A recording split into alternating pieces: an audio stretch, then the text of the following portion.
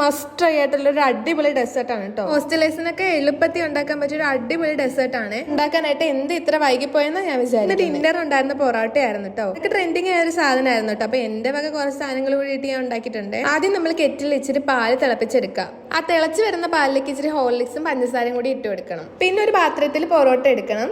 നേരത്തെ തിളപ്പിച്ച് വെച്ച് നമ്മുടെ പാലെടുത്ത് ഇതിലേക്ക് ഒഴിച്ചു കൊടുക്കണം. അതിന്റെ കൂടെ തന്നെ ഹോർലിക്സ് കൂടി ഇട്ട് കൊടുക്കണം. റൂമിലാണെങ്കിൽ കുറച്ച് പാൽപ്പൊടി ഉണ്ടായിരുന്നു, അപ്പൊ ഞാൻ അതും കൂടി ഇട്ട് കൊടുത്തിട്ടുണ്ട്. പിന്നെ അതിലേക്ക് ഇച്ചിരി ബട്ടറും കൂടി ഇട്ട് കൊടുക്കുക. പിന്നെ ഇവിടെ ഒരു റോബസ്റ്റ പഴയിരിപ്പുണ്ടായിരുന്നു, അപ്പൊ അതും കൂടി ഞാൻ അരിഞ്ഞിട്ടിട്ടുണ്ട്.